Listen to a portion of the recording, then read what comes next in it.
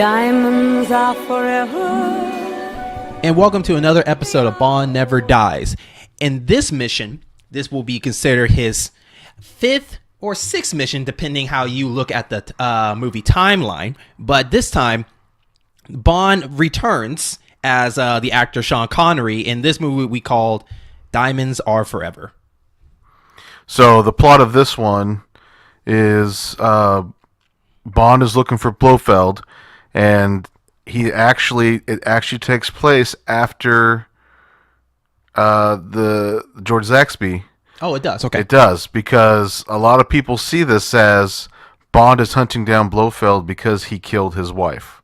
Okay. At the beginning of the movie. Okay. But the whole plot is Bond is looking for Blofeld. He finds him pretty early on, and puts him on a mission to, or he defeats Blofeld. Bond puts him on a mission to, Bond defeats Blofeld. M puts him on a new mission about diamond smuggling, which ultimately ends up to him interacting with Blofeld again, and Blofeld is using the diamonds to construct a satellite that shoots lasers, or shoots a laser that can blow stuff up to take the world hostage. And so just to give you a heads up, if you want to hear all our other episodes, you don't have to listen in the right order. You can jump around.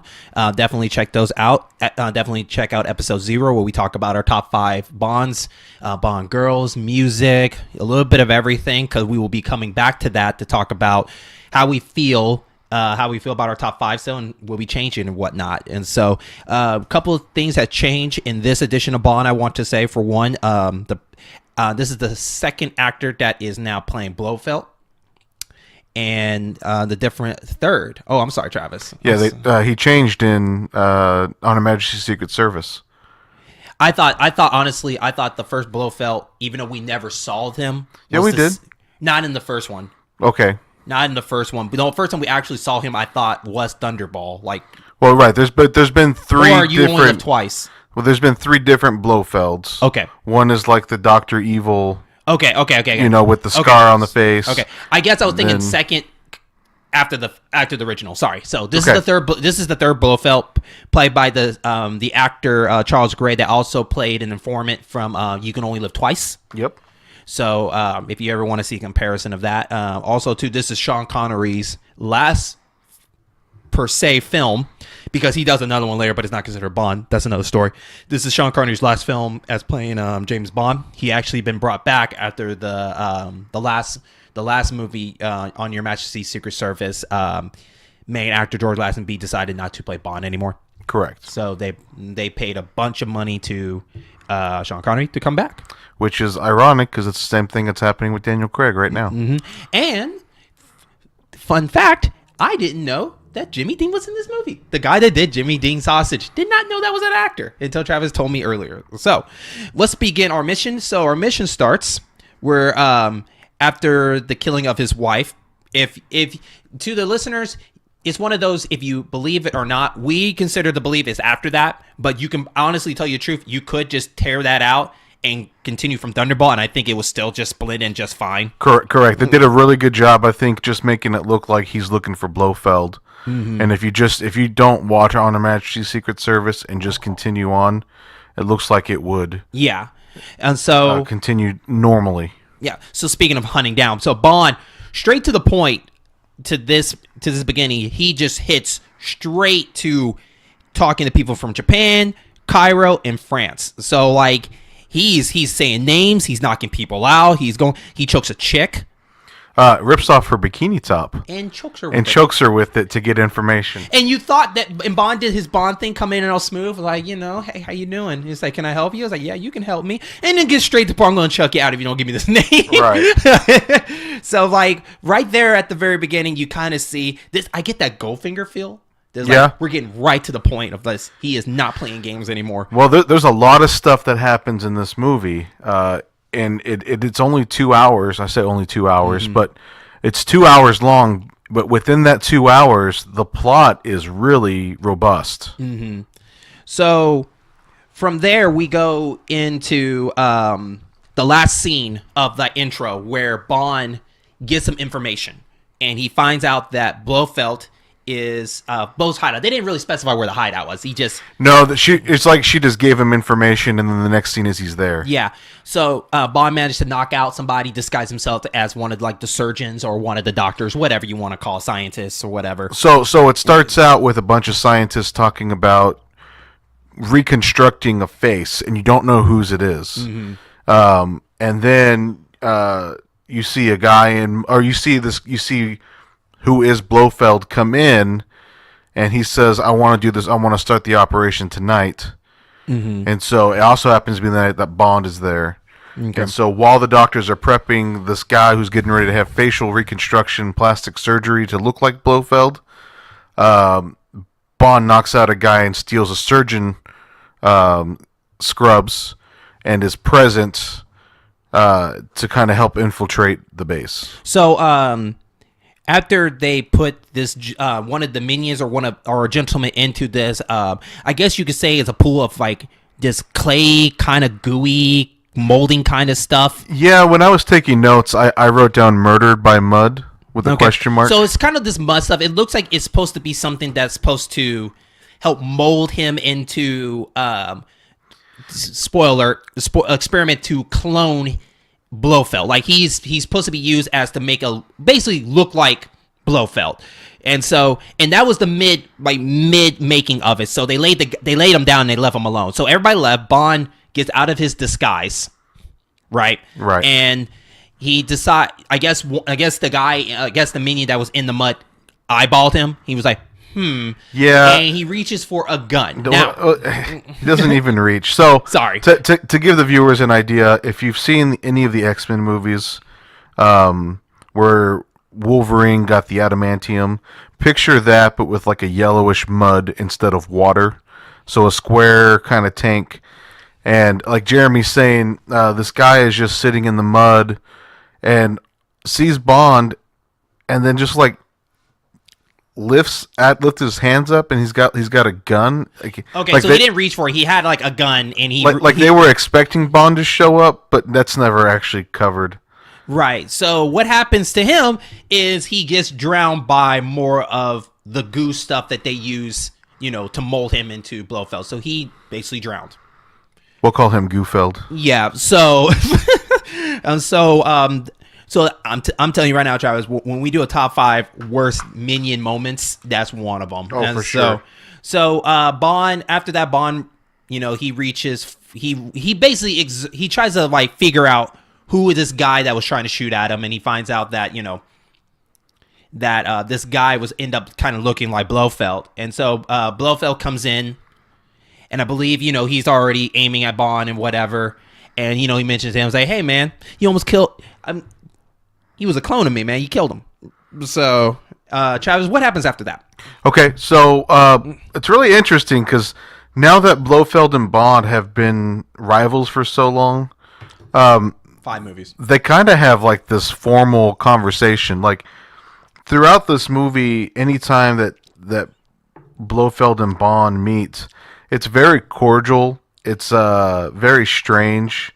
But Blofeld catches Bond and tells his guys to search Bond, make sure he doesn't have any weapons. And one guy gets, like, there's a mouse trap with claws or something. How do you know? I guess, like, they know Bond so well that he always says, can I get a cigarette? Because he does that and everything. And I guess, like, maybe he's like, hey, it's like they had to talk before, like, okay, when we go in there. Right. Search his thing, because he always asks for a cigarette. We ain't right. involved with that. Okay. Right. Find those cigarettes. Right, find those cigarettes. It's like, Mousetrap is like, hey, I bet you Bo was like, did not see that coming, actually. He got me. So Bond ends up, like, this guy's hand's all bloody. Bond fights him off. Scalpels are thrown like throwing knives. Bond knocks Blofeld in the head with a surgeon lamp, straps him to a table, and pushes him into boiling mud. And then it goes right into the intro.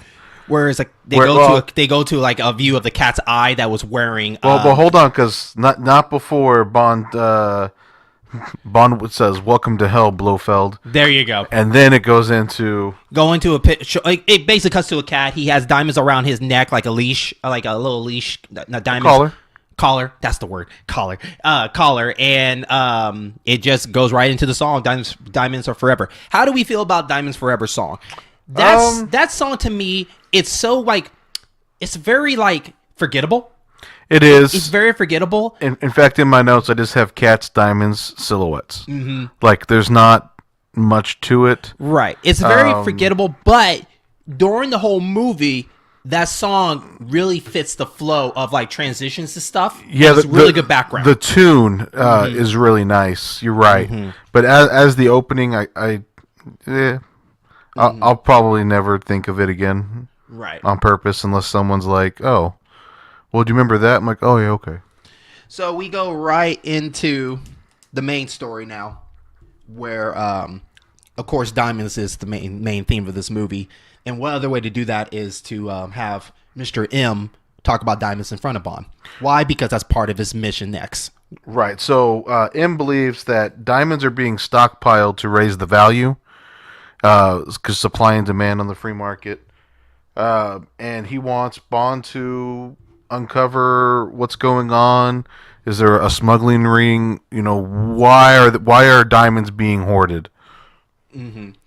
And so, after basically all that, we get introduced by two new characters. Well, it's weird. It's during that time. Well, right. So it cuts back and forth on these two characters that you're getting ready to talk about.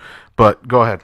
So two new characters get introduced during the time they're talking about his next mission, basically, and their name is Mr. Wint and Mr. Kidd. And the funny part about that is, while they're going back and forth, we're learning that they're smuggling diamonds back and forth through like certain mine workers are inserting them in their teeth, so they go to the dentist. And they use that to smuggle over stuff. There's different strategies they do to get the diamonds over to their employer and whatnot. So during that, Mr. Wint and Mr. Kidd is introduced, and they're very like gentleman-like. They're like very like polite to each other, and they never call each other by their like. I don't know if this is one of those things where like they call each other Mr., but they still use their first names. Like, I would call you Mr. Travis, you call me Mr. Jeremy, or that is their last names. Right. And anybody who grew up in the 90s, there were, on Looney Tunes, there were these two chipmunks, not Chip and Dale, but they were just very cordial to each other, and they would always beat up on Sylvester or whatnot, and it was so bizarre. They were just super polite with each other and with whoever they were tormenting. And they were also... And it's very reminiscent of that. And then if you go to a 2000s, Cartoon Network had the show called Kids Next Door. If you're familiar with that, there's two characters. They were both teachers, and one of them is Mr. Wink, and the other one's Mr. Kit. And so these characters... I like Mr. Wink and Mr. Kid. I thought they were really funny. But they are basically... They're basically hired to make sure nothing goes wrong, I guess you can say. Would you agree with that, Travis? Right. They're basically the cleanup crew. So they're Blofeld henchmen that, as diamonds transition from one smuggler to the next, they're basically killing the loose ends and tying them up so that nothing can be traced back. So, for example, the next scene in the desert, Mr. Wint and Mr. Kidd are supposed to meet the employer it's the dentist. Yeah, he's the dentist from South Africa. Meeting the employer that is the dentist. Right. Yeah, and he's gonna hand off the diamonds for cash. But before that, they were for some reason they were fascinated by this little scorpion that was on the ground. So Mr. Kidd picked it up and he held on to it. I guess he's using it for a special occasion. So right when they met up with the dentist, they did their exchange, of the diamonds or the money, actually. Sorry, the money. And during the time they were doing that, Mr. Wint was talking about, I have a toothache. Right. Getting the doctor's attention. So when he got the doctor's attention, Mr. Kidd decides to drop this poisonous scorpion down his back. And then immediately he got stung and he died. Right. Now, after that, basically, a helicopter comes down. Right. So where they pretend to be the doctor. Right. So the doctor is supposed to meet these guys on the helicopter, and Kidd and Wint got there early, killed the dentist, and now they're going to double cross this helicopter, and they end up blowing it up. as it takes off to go wherever the next phase of the. And right there, it's basically demonstrating who these two people are in a nutshell. Like, Right. you automatically know what these characters are like now. They're basically there to make sure there's no, like, no traces leading back to them or whatever organization they work for. Correct. And so the next scene, Bond arrives at Amsterdam. Well, we missed something. What do we miss? So one other person they meet up with is this little old lady named Miss Whistler, and she has no idea. She thinks that they're there to help her because she has an orphanage in Africa, and they make comment about her going to about them going to Amsterdam and how she would like them to bring back pictures, and then maybe I'm getting ahead of myself. Yeah, that's okay. Either way, she ends up dead in a canal in Amsterdam. Okay. All right. So with that, Bond ends up heading down to Amsterdam, where he is supposed to basically steal the identity and the car of this diamond smuggler, Peter Franks. So from there, he goes to meet the person that he's going to be dealing with as Frank, named Tiffany Case, played by Jill St. John. She is basically, for the listeners, she is now the Bond girl of this movie. Right, and this whole scene is actually kind of funny because this guy Peter Franks pulls up in a car and is told that someone wants to speak to him, and really what's happening is MI6 is kidnapping him so Bond can take his identity. Mm-hmm. And so Bond is going as a smuggler to meet Tiffany, and it's actually kind of funny what happens when they meet up. Yeah. So Bond ends up meeting her. I guess you can say is her home. You want to say is her home, right?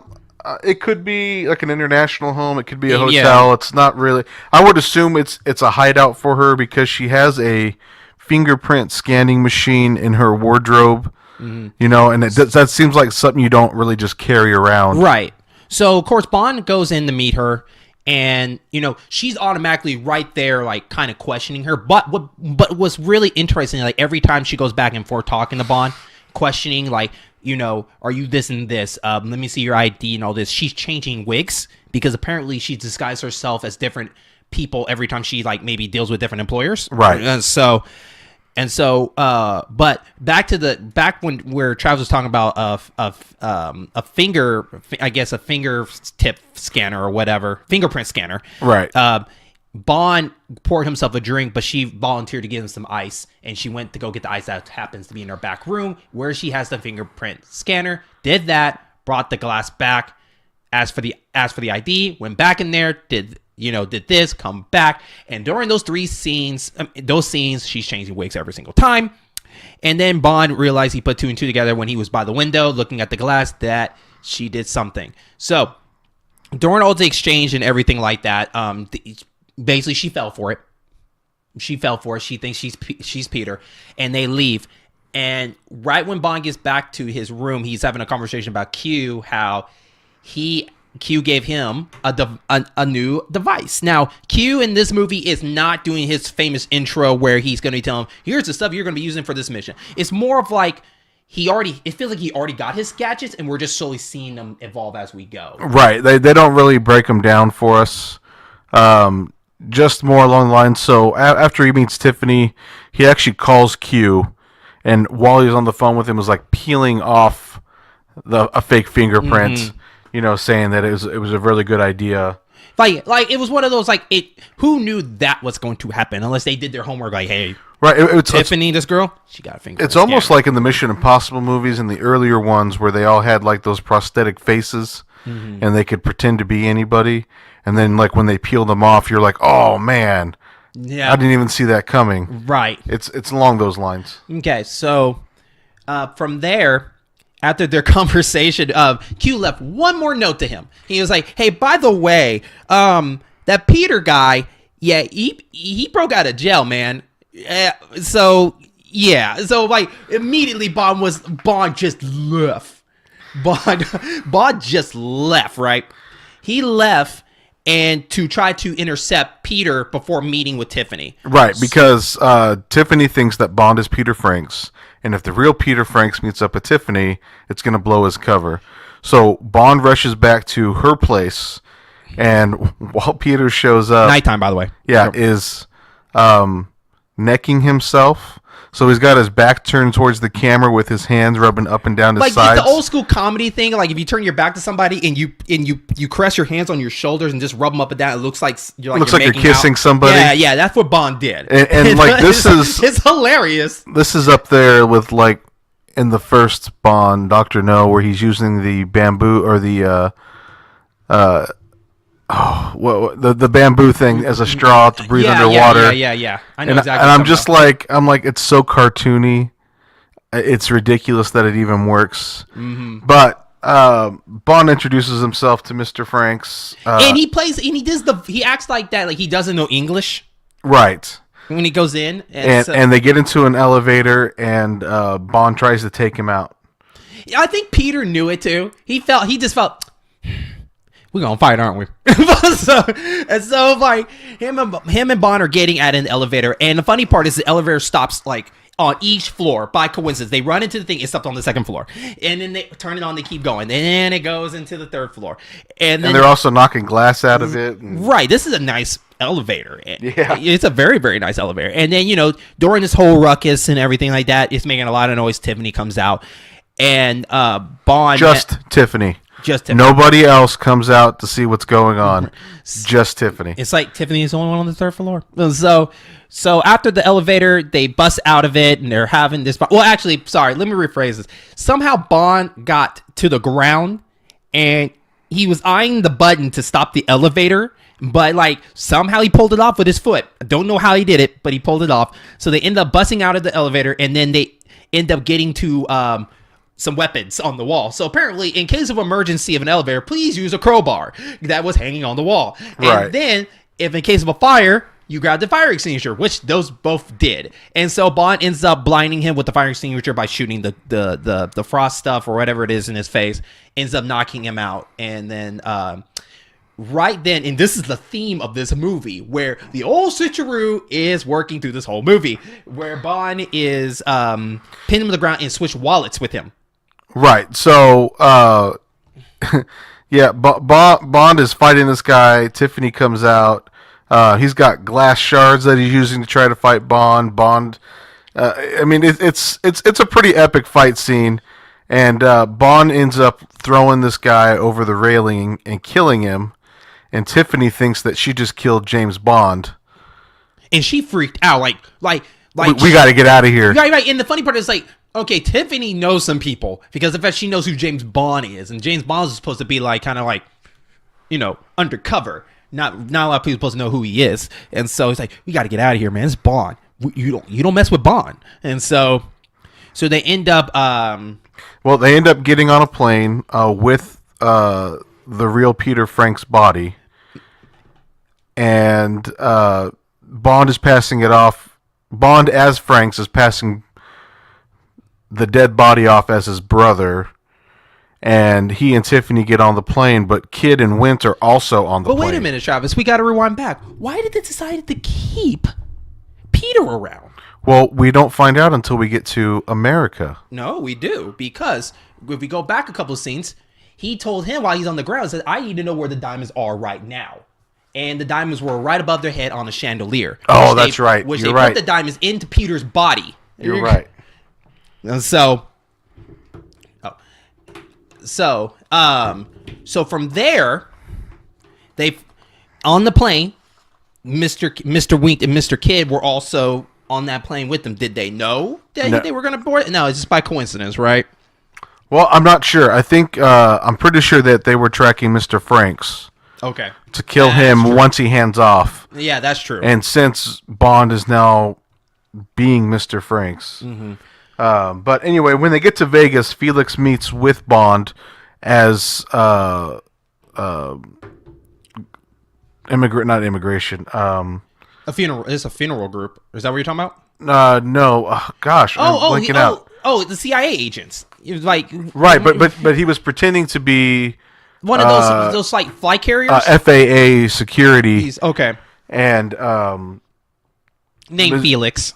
Right, and she's checking Frank's body for the diamonds, and then he clears them to go, and the body is loaded up into a hearse along with Bond, and they all go to Mr. Slumber funeral home. By the way, they are now in Las Vegas.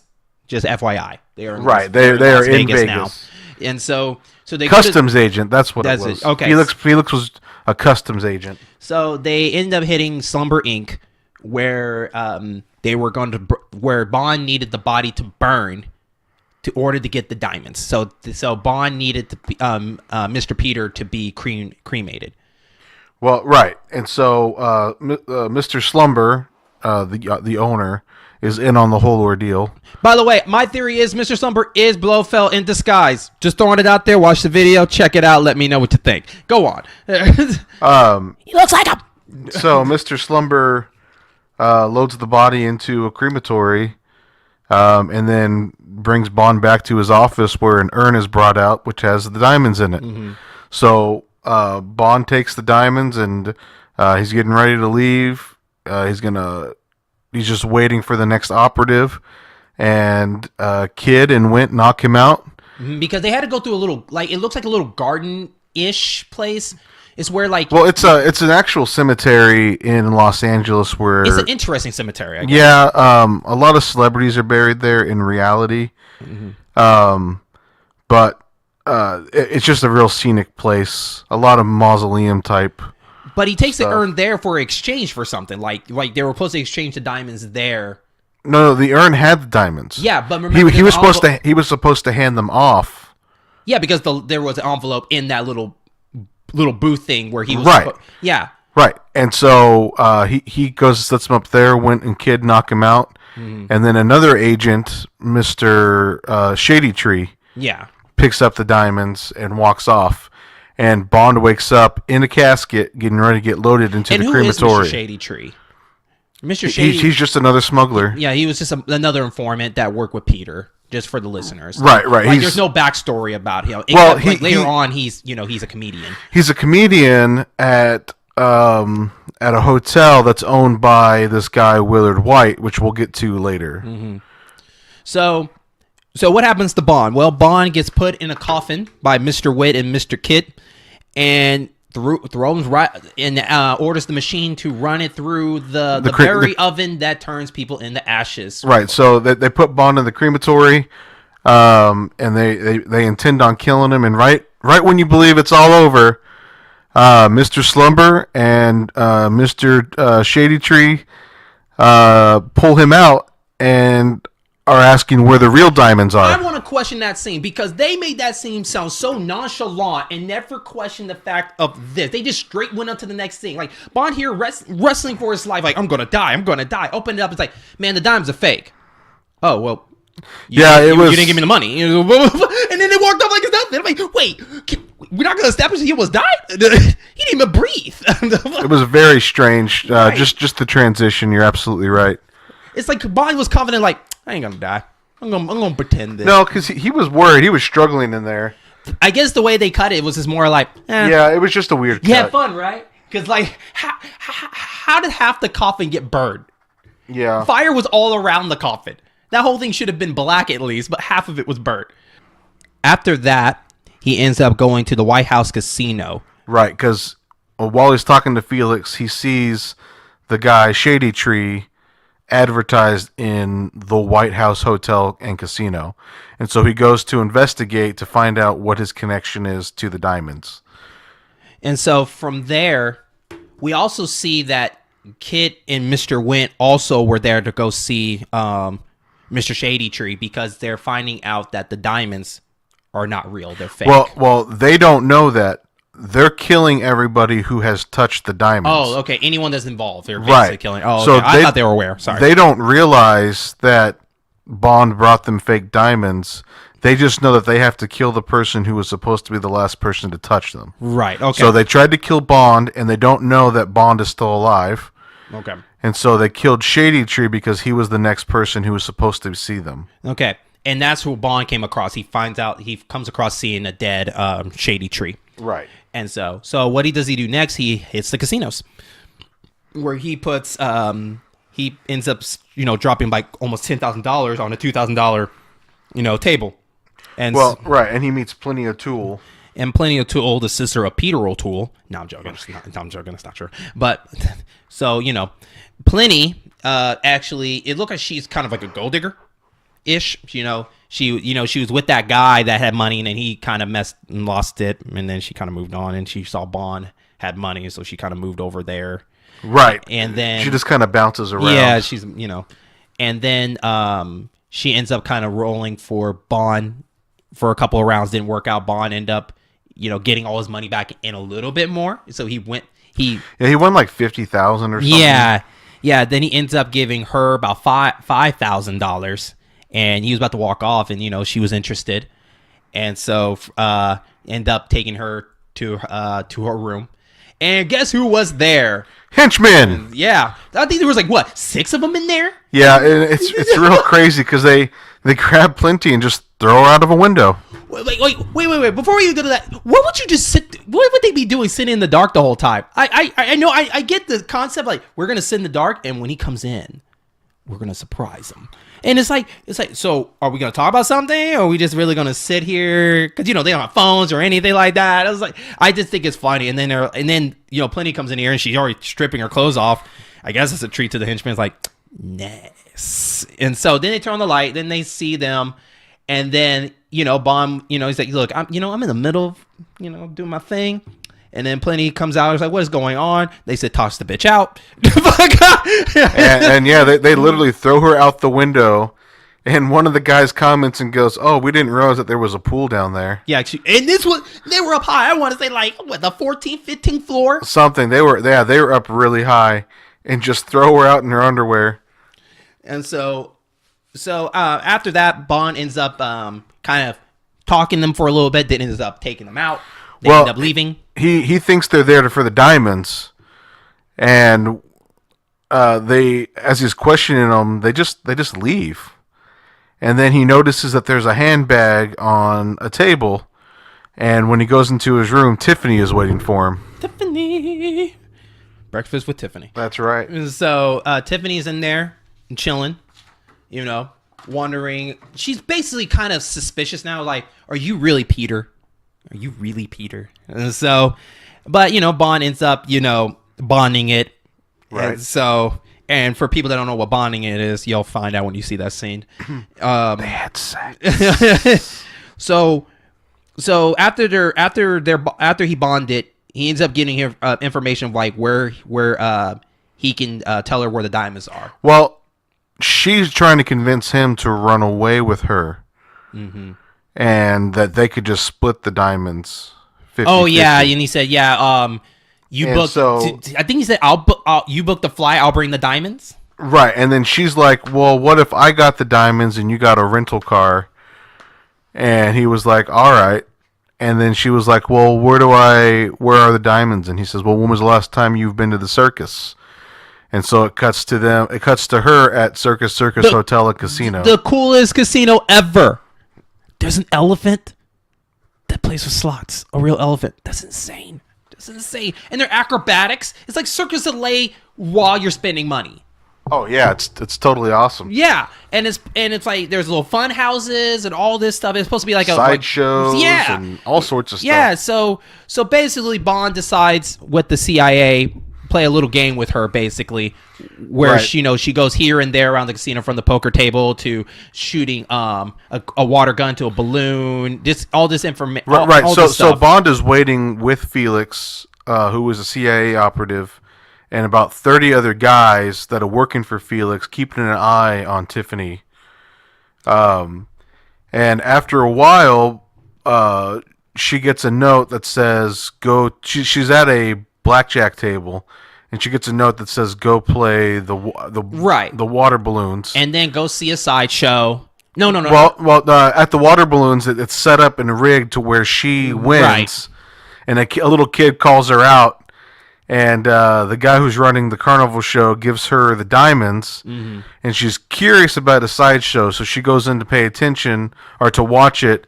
And a couple of the CIA guys are in there, and she thinks they're after the diamonds. So she loses them and goes back, or she loses them, and Bond goes and gets the rental car like they had discussed. And after she doesn't show up, he goes to her house and is waiting for Tiffany at her house. And when she shows up, she's yelling at him, "What are you doing here? You know, you have no right to be here." And then she looks in the pool, and Plenty O'Toole is drowned in the pool. And we can only suspect by Wint and Kid. That girl should just not been involved. Like, that should have just been one bad night. You go on to the next person. And so Bond is questioning Plenty where the diamonds are, and actually kind of like slaps her a little bit. Yeah, I think the stuff was kind of throw her off. Like, don't question me. You tell me what I need to know. Right, I'm telling you shit. You were gonna skip out and keep the diamonds for yourself. You know. And so they find out that if I'm correct, was the diamonds in the stuffed animal? The diamonds were in the stuffed animal that was given to her when she won at the water balloons. Right. Yeah, and so it happens to be in a locker.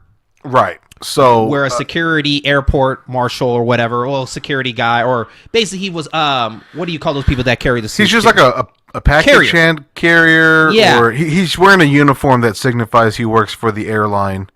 And he pulls the diamonds out of a locker and takes them to a van with a big white W on it. And all this, Bond was at the airport and he was following this gentleman.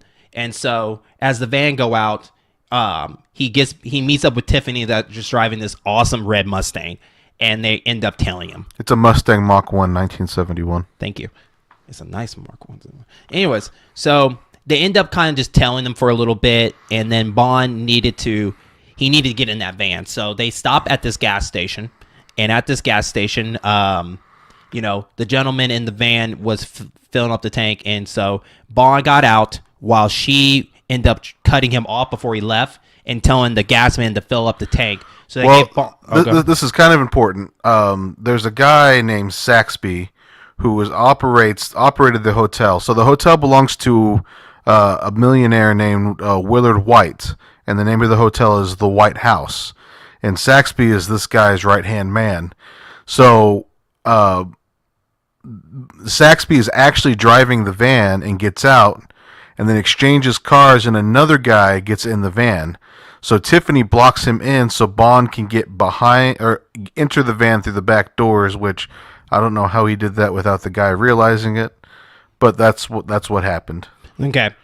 And so while they were basically, while Bond's in the van and she's telling him, they end up landing at this facility out in the middle of nowhere.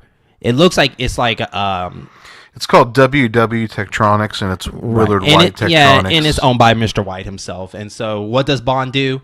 Bond ends up, just trying to find a way to get in. He gets in, but the way he does it is he meets another gentleman that's a scientist that end up getting him in, and Bond pretending to be like, a doctor, but he forgot all his crap, He said his white coat didn't get issued when he was questioned about it. He said he forgot he didn't have his ID to or his radioactive shielding, which is just a little clip that they clip on him. So the scientist guy end up. By the way, I apologize. We don't know his name because Bond actually uses his alias his name to infiltrate and tell the people inside where he was trying to investigate what's going on in there who he was, and so. So after, he kind of observed the place and questioning the gentleman that switched places with Saxby in the van, you find out that he's a bit of a scientist, I guess. Well, he introduces himself as Professor Dr. Metz, which is just very strange. You would you should only identify yourself as one of those. He just thinks he's so awesome. Yeah. So Bond is in there pretending like he's doing work, and is really just annoying this guy, trying to get information And once Bond gets the information he needs, he leaves, and the real guy comes in to do the exact same thing Bond just did. Mm-hmm. And it's kind of a funny scene. So they sound the alert, and during that time, Bond was hiding behind. Oh, sorry. Bond is now in a different location when the alarm went off, where it looks like they were kind of doing a moon landing. Well, not or just maybe preparing moon landing because he's a millionaire. Whatever. They're in the desert. This Willard Whyte guy has businesses that deal with rockets and all sorts of different kinds of industrial. Picture that they built a set that looks like these two astronauts are landing on the moon, and these two astronauts are practicing like how to walk like gravity would be, all this stuff. And when the alarm gives off, you find out Bond is behind one of the kind of a billboard of like these that looks like moon rocks. He's behind that, and so with that, the alarm goes off. Security guards saw Bond. Bond jumps out, and he rushes for this device, this moon cart rover device. Now, can we agree on when they say get him? The astronaut was trying to get Bond, but they were trying to get him if they had gravity. Yeah, they really thought they had no gravity, so they tried to capture him. But it's actually kind of comical. Okay, I'm glad I'm not the only one that saw that. That was pretty damn funny. Yeah, like they're literally like in slow motion, moving towards Bond, even after security shows up. Like they're still in slow motion, but Bond steals the space rover, crashes through the set. He's out in the desert. First chase. Yeah, it's a chase scene. So all the security guys get in their cars, and of course they get stuck. So they call out these guys that have trikes, which are like 4-wheelers, but they have 2 wheels in the back, 1 in the front. It ended up being a very terrible design, and I believe that design got outlawed because they were notorious for rolling over and killing the riders. But in this movie, they're just it's so comical. Like one guy, these cars are the worst. Oh my god! For no reason, one dude. So go into the cars. They're not equipped to handle the desert or the sand, and they're super heavy because it's 1971, and so these cars are just getting stuck left and right. And then these trikes come out, and one guy just like jumps off a cliff and crashes, or jumps off a high point and just crashes for no reason. And then another one is just standing by on his trike, which gives Bond the opportunity to like knock him out and take it. And as he leaves the area, the facility area, Tiffany is waiting for him in her Mustang, and they drive off. And as they're driving off, the security guards are notifying the police that they just had some trespassers and that they escaped in the Mustang. So then the police start chasing Tiffany and Bond on the Vegas Strip. And so, I mean, it's a pretty neat high-speed chase. But do they get away? We'll find out after these messages. Hey, this is Jeremy Evans, a.k.a. your in-game boss, and I want to thank you so much for listening to this podcast as part of the In-Game Boss program, a network of gaming and other variety of these shows that you can find on Podbean, YouTube, and of course iTunes. Shows like the In-Game Boss podcast, the Gaming Halls of Rivalries, Bond Never Dies, and Area 44. Thank you so much. Enjoy the rest of the show.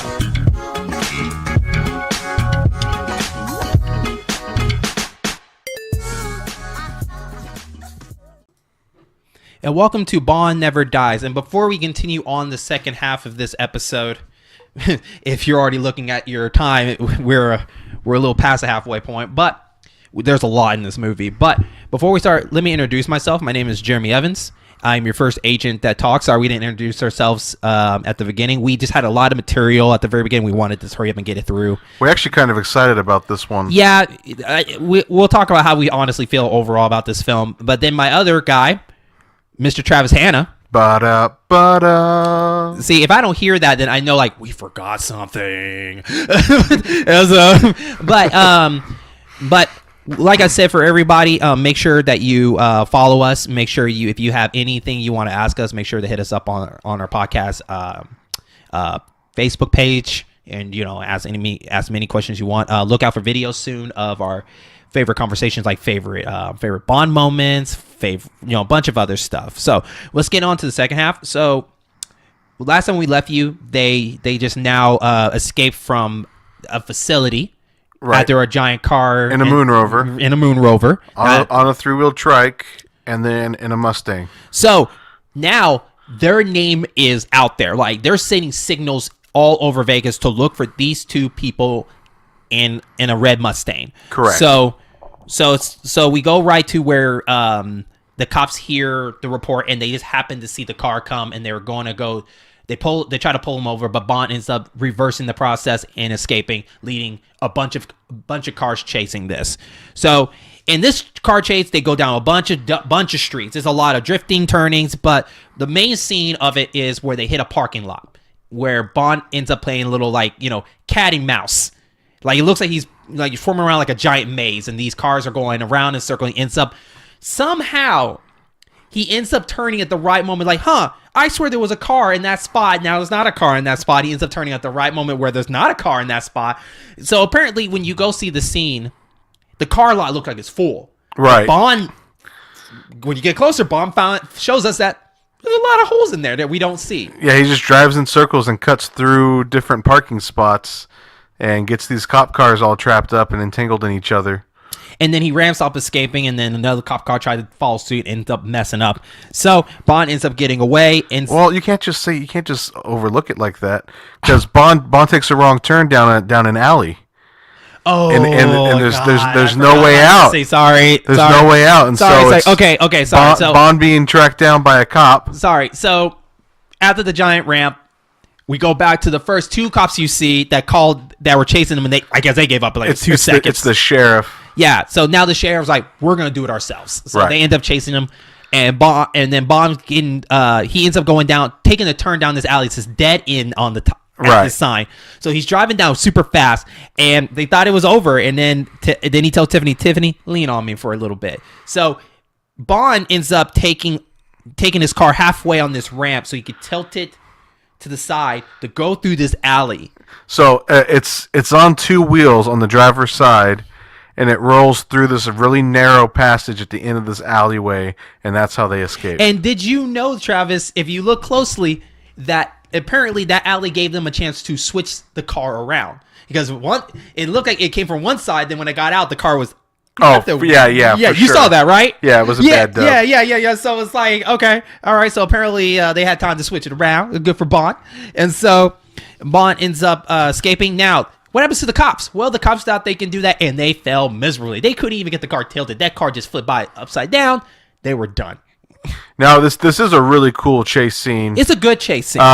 Like, they literally cleared the strip, and you can see everybody just standing on the sidewalk watching them film this movie. And I think also they did that to kind of give you a tour of what Vegas looks like at the same time. Yeah, because Bond is notorious. Like, these movies are notorious for giving you visuals of what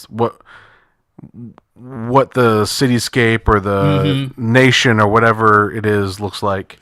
And so now, if I'm correct, the next scene, they end up going back to their place.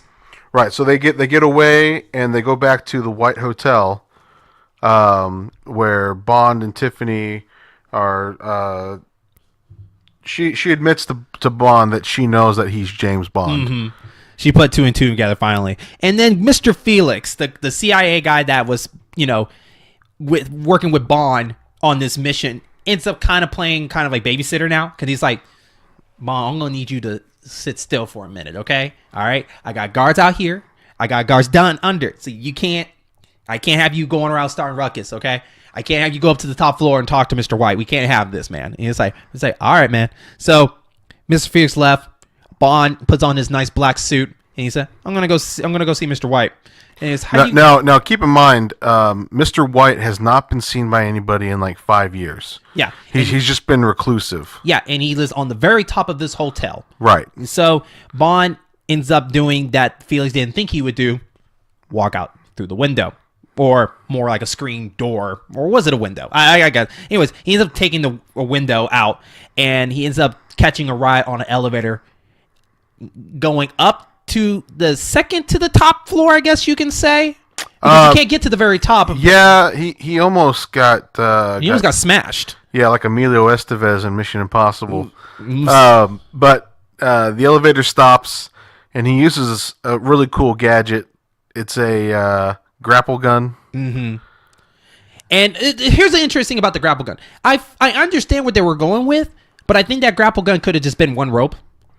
The two rope thing kind of felt like it feels like a lot of work. I was more impressed that he was able to get 2 shots off and get them anchored on the first try. I will give you that. Because to give you a visual, he's literally on the outside of this hotel casino, and he's peeking around a corner because the building kind of tapers upwards and away from, or up and like away from the building itself. So he has to he one-shots both grapple hooks and swings into position to sneak into the hotel. So once he gets in there, he ends up sitting on a John, a very nice John. Which also has security cameras, it's a really nice chair with a hole cut out, and then there's security cameras and all sorts of things. So whoever's in there can 24/7 monitor the casino. So Bond ends up turning on a couple devices just to test stuff, and he clicks one, and a camera pops up, or a screen pops up with a view of him. Then a country voice comes on, and we find out that is the voice of Mr. Whyte. Right. So played by Jimmy Dean. Mr. Jimmy Dean. So he instructs Bond to step out of the room, and Bond finds out that it's Blofeld. Mm-hmm. And before he walked out, he said, "Mr. Bond, would you be so kindly to put your pistol on the side? Your hog leg is what he called it. Your hog leg on the side over there, and then come out." And so he comes out, and he finds out it's Mr. Blofeld sitting on a desk. Yep. Or was he on the stairs? There were 2 of them. so both Blofelds were coming down having a conversation. Bond is having a talk with both of them. One Blofeld sitting at the desk while the other Blofeld is sitting on the couch. And basically Bond is kind of just talking, trying to get information at the same time. Right. And they demonstrate this technology to where they can mimic anybody's voice because these tapes have patterns or something on. It's a real Ninja Turtle technology deal. But basically, because Willard Whyte hasn't been seen by anybody in 5 years, Blofeld kidnapped him, has him locked away somewhere, and has assumed his identity and has taken over his businesses. So from there, after Bond ends up getting a nice little conversation going, Blofeld points out to him, was like, "Look, man, I'm going to tell you right now, don't even think about grabbing that object over there. That ain't going to work." All right? This little object that looks like a missile or something like that. He's like, "Look, that object ain't going to work, man. So just don't touch that." And he's like, "All right, man. All right." And then Bond walks, close to this cat that was basically, if you know Blofeld very well, he likes cats. And his cat was sitting on this couch. And Bond goes into his suave style saying, "Well, I guess I'm going to have a hard time figuring out who I'm going to kill, which one. I got to find out which one's the real Blofeld." So what does he do? He uses a cat distraction. He pulls out the gun, but it's the catapult gun that he used earlier. Right. And shot the Blofeld. He totally just kicks this cat into one of the Blofeld's lap and takes a chance that it's the right Blofeld and uses the grapple gun and shoots him in the head and kills him. Right. Oh, by the way, can I tell you that Blofeld has hair in this movie? Yeah, Blofeld has hair in this movie, by the way. Yeah. He totally just grew it out. He's like, I ain't doing this ball thing anymore. That's right. And so he also got rid of that scar. I know. God. Maybe they're both clones. Anyways, so so ends up that Bond bet on the wrong man. Right, and we know this because the cat that he kicked runs off, and another cat shows up, and that cat has a collar that's encrusted with diamonds. Mm-hmm. And so we know that when the second Blofeld was introduced, he brought his own cat, and so we know that now the true Blofeld is alive. So the question is for you, Travis. which one would you shoot first? Because I honestly would have shot the guy in the gray because that's his signature, not the one in this new color. Because the second Blofeld that walks down the stairs is wearing more of a tannish suit, while the Blofeld behind it is wearing a grayish suit. And if you know Blofeld, gray is his best friend. Yeah, but at the same time, he was closer to the one in brown. That's true. And so I think the one in gray could have dodged or something, especially because it wasn't a bullet; it was a grapple. You think gun. the clone had a gun too? I don't know. Oh, okay. I don't know. All right. So Blofeld from the desk gets up and he has a gun. And he tells Bond to don't move, whatever. And Blofeld said he would love to continue the conversation, but he's tired. It's been a long night. And he tells Bond to leave through the elevator and to trust him. That nothing's going to go wrong. And he said, make sure when you're in the elevator to press L for me. And so I give Bond credit because I would think the same thing, like L, and you're going down, and he immediately puts his feet to the side because he thinks it's gonna be like lava or something, like L for lava. Well, he's afraid the floor's gonna drop out, or I was like, good for you, Bond. Right? Good for you, but it'll be a knockout gas. So Bond gets knocked out, and then Kid and Wint show up, and stuff him in the trunk of a car, take him out in the middle of the desert where they're doing some. By the way, on top of that, I don't know how that happened, but throwing Bond in the trunk, his tracking device or something broke in the middle of it. It was cologne. His cologne, which will play a role later on. Okay. So looks like a tracking device.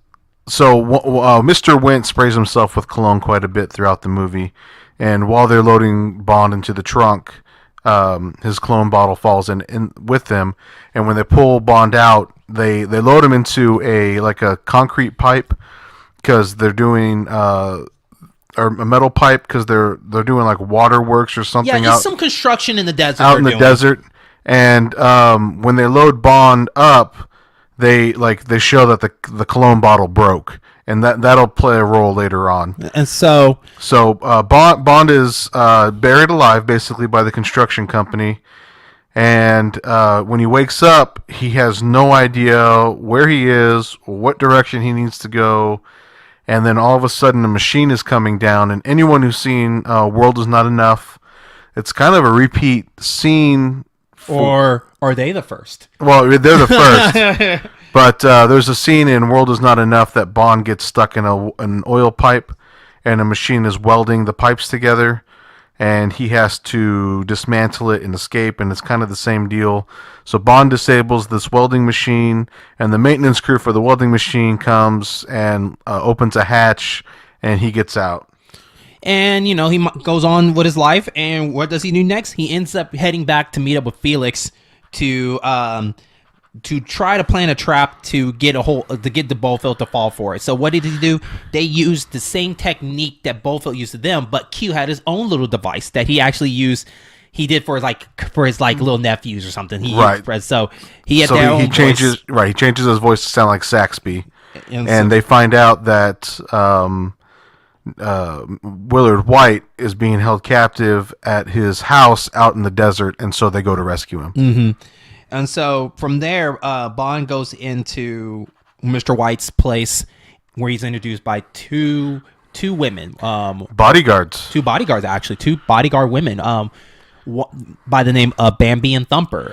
Bambi was, if I'm correct, Travis, she was the one across the way, kind of stretching a little bit. She was close to the window. When you go inside the house, because the house feels like it's on a cliff. Bambi is a white girl and Thumper is a black girl. Because the black girl was on top of this fountain rock. Yeah, both very acrobatic. They do a lot of gymnastics in their fighting, and they end up. Bond ends up they all end up in the pool outside, and Bond is dunking them under the water right as Felix shows up. And he's questioning. It was a very awkward fight. Yeah, it was a really weird scene. It was a very awkward fan service fight. Right, for sure. So Thumper tells them where to find Willard Whyte, and he's like, "Oh, great, I'm saved." And right as they're walking out, Saxby tries to shoot and kill Bond or Mr. Whyte, and he ends up dying. And so now they're trying to figure out... Question. Okay. I got a question. Let me ask you before you move on. Did Bambi and Thumper didn't know that Mr. Whyte decided to stay under there in their point of view? I don't know if they were bodyguards hired by Mr. Whyte. Okay. Or if they were hired by Blofeld. I never understood that. Okay.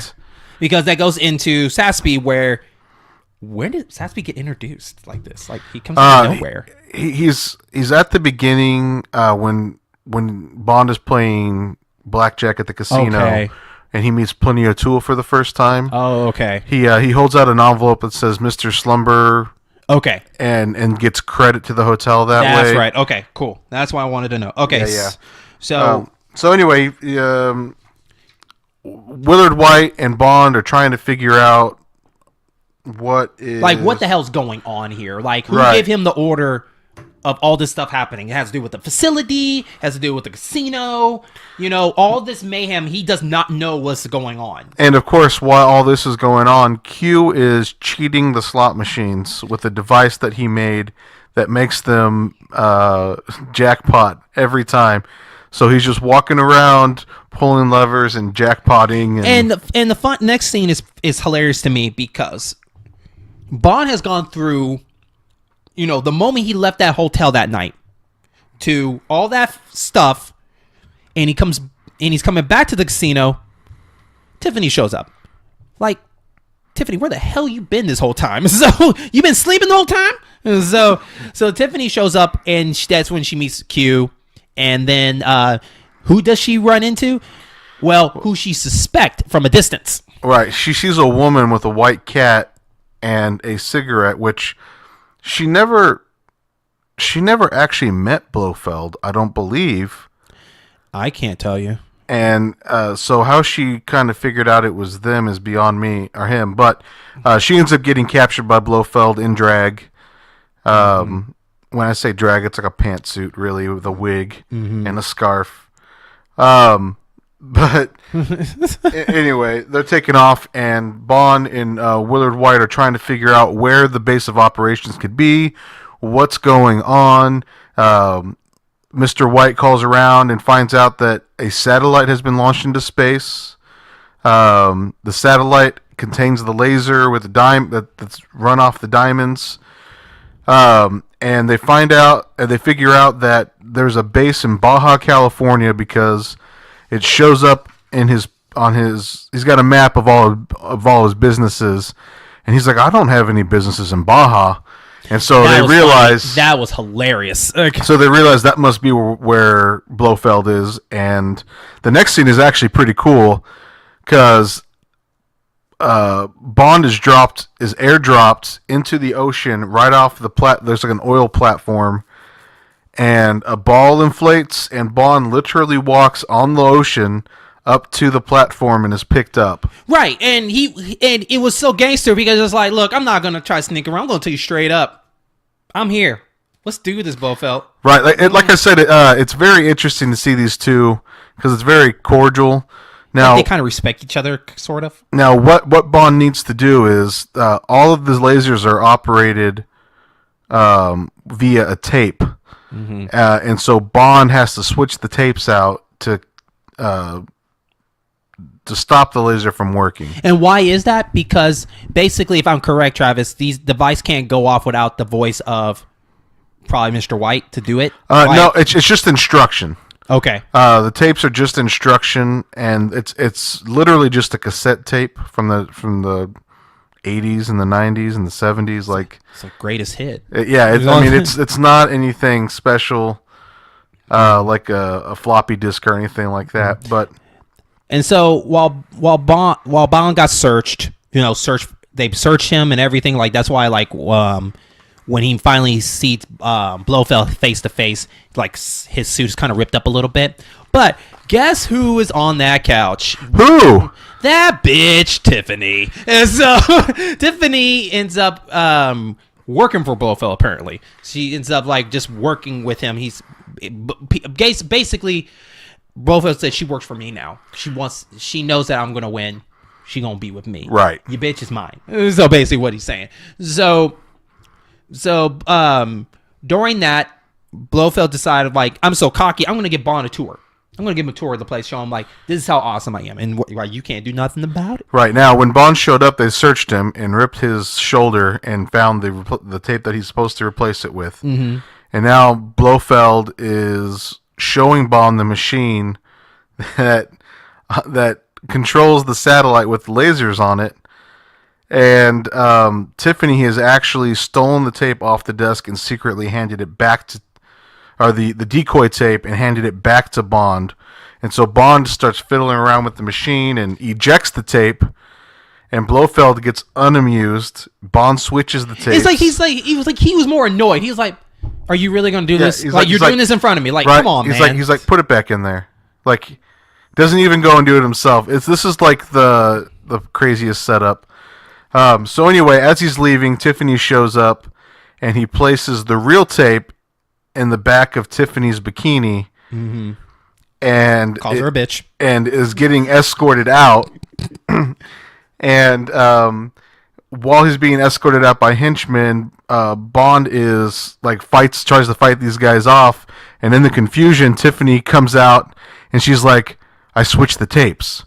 So now Tiffany has put the correct tape back into the machine. Bond was pissed. And Bond tells her what she did right as Felix is showing up to... basically shut down the bit. This down. Right. So he's got a bunch of helicopters and they're launching missiles and stuff at this platform. It's pretty funny. So Tiffany goes to switch the tapes back. Blofeld catches her. Ends up being like a cartoon gag now. Yeah. So Blofeld decides that he's going to try and escape in this little submarine. Bond knocks out the crane operator that is... Yeah, because the submarine was actually on the station. They were going to forklift it down to the bar, crane it down to the water so he escape. Then Bond ends up taking over it and... like knocking him around. It's kind of funny, and then Tiffany shows up, and he gives her a machine gun to help defend him while he's trying to stop Blofeld. And as soon as she shoots the gun, she falls off the platform, and then Bond turns around to talk to her, and she's missing, so he dives off the platform. Long story short, the platform blows up. Blofeld doesn't get away. And then the next scene, they're on a cruise and they're about to fly out, and that's basically how the movie ends. Yeah. But what happened to Kid and Wint? So, not quite there, buddy. I know. So, Bond and Tiffany are getting on a ship, and off in a porthole, you see Kid and Wint. I was trying to end it and just try to be funny about it. Oh, I was like, and that's it. Thanks. Well, nah, I'm joking here. What's what happened next? Kid and Wint show up as a room service to their hotel room, or I don't know what it's called on a cruise. I would assume hotel. It's a room, just a room. Yeah. And is setting up dinner and being very polite. And Bond notices the cologne and starts making innuendo about the cologne and the smell. And so he knows that these are the two guys that threw him in the trunk and trapped him out in the desert. So, good job, Kid and Wink, for not changing your outfit. Yeah, right. And so, one kid gets his arms caught on fire and jumps overboard, and then Bond fights with Wint and pushes him overboard with the bomb. Yeah, because Wint thought it was a good idea to try to stab him with shish kebabs. Yeah. Shish kebabs. Yeah. Yeah. And so, Wint blows up overboard, and that's where the movie ends. Yeah, and he said a funny ass line at the end. I don't remember. Did he say you're fired? I don't know. Anyways, so basically that is the end of Diamonds Are Forever. So let's get our opinions on here. First up, let's talk about how we felt about the Bond villain. So I like Blofeld. You like this edition the best? I do, because this is more of a the other Blofelds were sinister, because of just how ruthless he was, when he killed number 12, or but this one actually has personality. We actually get to see this Blofeld. He's got a pretty good idea where he's cloning himself. He's using lasers to take the world hostage. You know, like it's a real threat. I feel like I liked him because it really felt like that he was trying to one up Bond on everything. Like, you know, he always had the upper hand no matter what, and he never really panicked that much.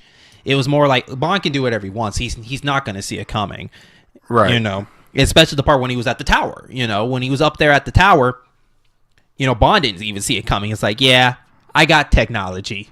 You didn't see it coming. And so, yeah, I like him the best. Plus, he got his hands dirty. So that's the one thing. So how do we feel about the Bond girl, Miss Tiffany? I wasn't a fan.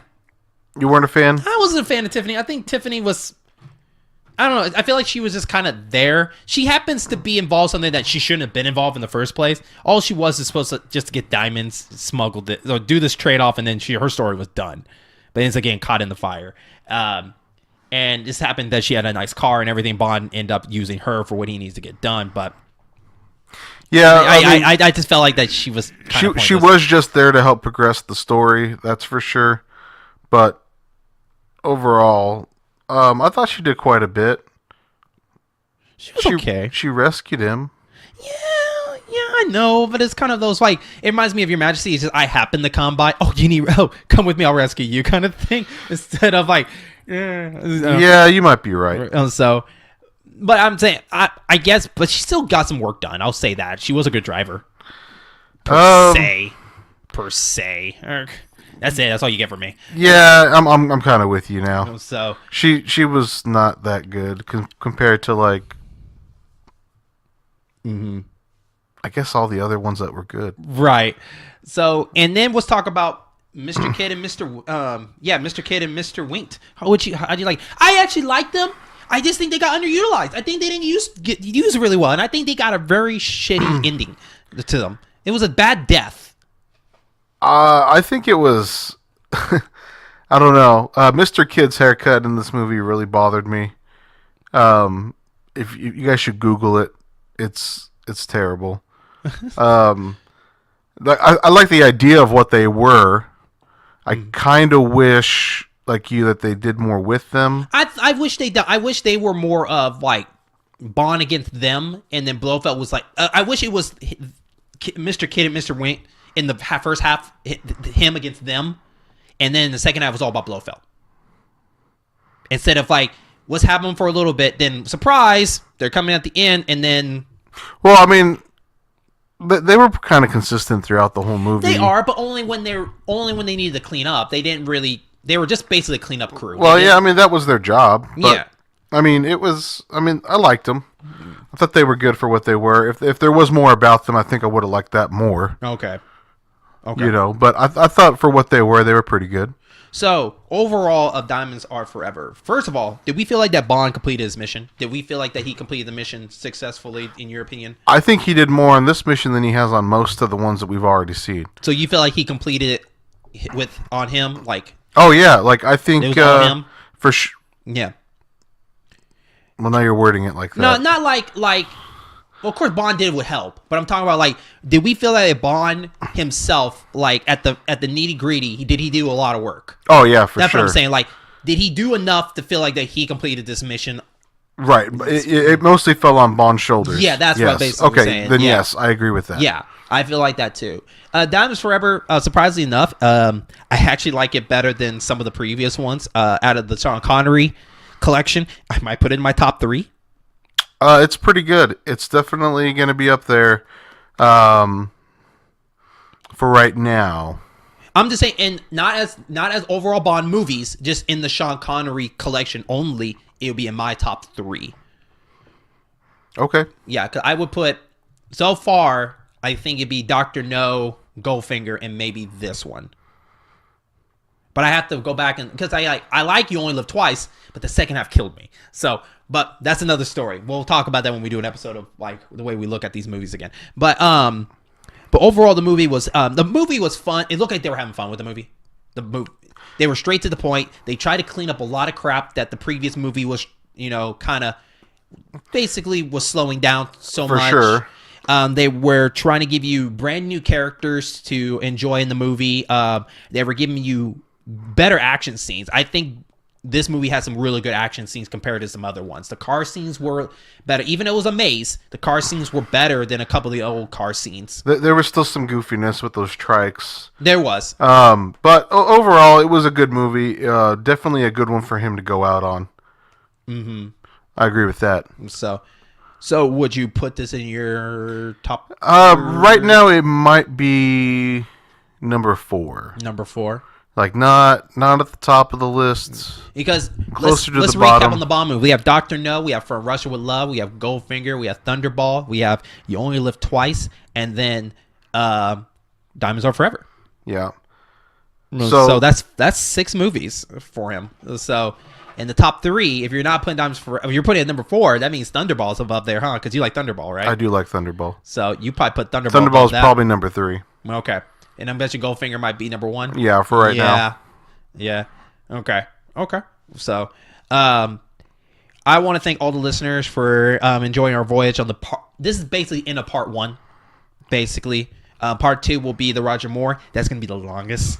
Yeah. That's going to be long because he had the longest entries. Yeah. And so that's going to be wild. And so, but be sure to listen to all our Bond episodes so you can kind of hear, see our personalities, see who we are. Definitely listen to episode 0 so you can kind of see how our picks are and everything like that. But we're excited to go into the Roger Moore saga next because the fact that, 1, this is the most entry, and 2, this is where most of the most popular reference are coming from, the Roger Moores. And we're talking about from Let Her Let Die to the stranger that loved me, the spy who loves me, the spy who loved me. That's the song, Stranger Love Me. The spy who loved me, to A View to a Kill, because Roger Moore ends up going through the 70s and ending off in the 80s, barely. So that's gonna be interesting. But make sure you listen to the commercial to hear more information about the show. Definitely check out our other podcast shows in this network that we're doing here. Travis, so far, I'm enjoying the show with you and whatnot. I can't wait to do the next. Back at you, man. Yeah, I can't wait for the next saga to continue, where we're gonna get down to the more nitty gritty. But like I said, if you guys have anything, please leave a 5-star review. Tell us how we're doing. Any other questions? Definitely hit our page about it, and we will catch y'all on our next episode. Ba-da. Hi, and thank you so much for taking time to listen to the show that is part of the In-Game Boss program. Remember, you can always visit us on Facebook and Twitter to get the up-to-date news about what shows are premiering and whatnot. And also, you can always listen to our shows on iTunes, Podbean, and YouTube. And remember to follow and subscribe, leave a review and a 5-star rating to keep us going. And thank you so much.